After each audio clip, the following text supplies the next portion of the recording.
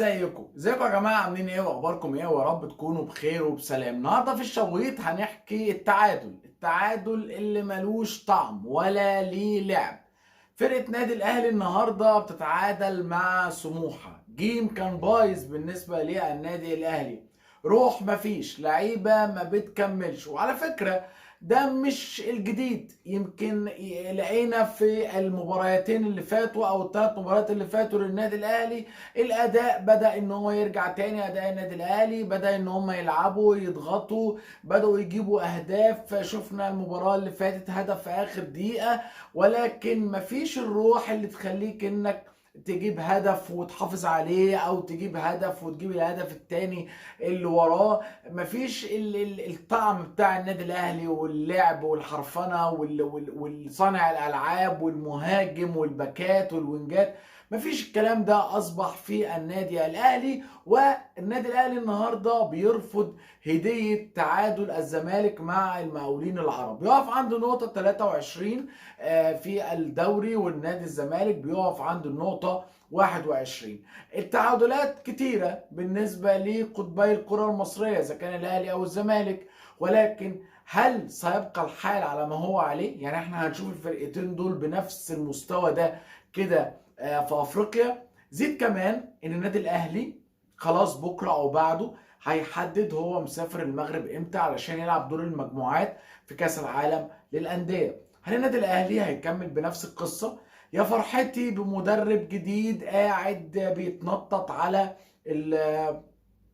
الخط واحنا مش عارفين ايه اللي بيحصل، ويا فرحتي بلعيبه اسماء ومحترفين ولاعيبه جامده جدا في الدوري، وانت مش لاقي حد عنده روح انه يدخل ويقاتل ويروح ويبازي. النهارده كانت مباراه بصراحه برافو برافو برافو سموحه. عمل جيم قوي جدا، نادي سموحه النهارده عمل جيم رائع جدا.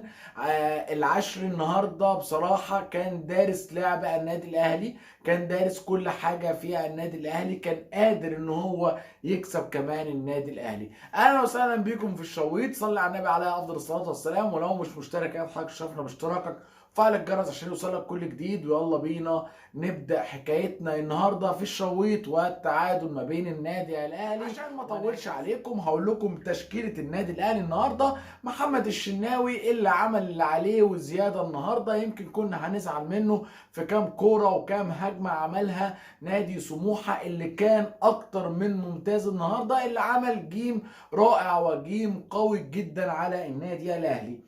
قلبي الدفاع محمد عبد المنعم ومحمود متولي ومحمد هاني وعلي معلول. وقلبي الدفاع النهارده بصراحه كان قوي. محمد هاني عمل كور كويسه جدا، عمل مباراه كويسه، وكمان محمود متولي عمل مباراه كويسه. ولكن تتحدث عن اللقاءات اللي فاتت او اللقاءات كمان اللي جايه، فيعني الموضوع متذبذب في دفاعات النادي الاهلي، مره بيكون كويس ومره بيكون وحش. حمدي فتحي وعمرو السولية وبورنو سافيو اللي انا ما شفتوش النهارده بصراحه. لو حد شافه فيكم يكتب لي في الكومنتات هو شافه عمل ايه النهارده. يعني هو عمل ايه النهارده؟ حمدي فتحي والسولية النهارده كانوا مستعجلين، كانوا عاملين يضربوا في اللعيبه، وكان ممكن حد فيهم يتطرد.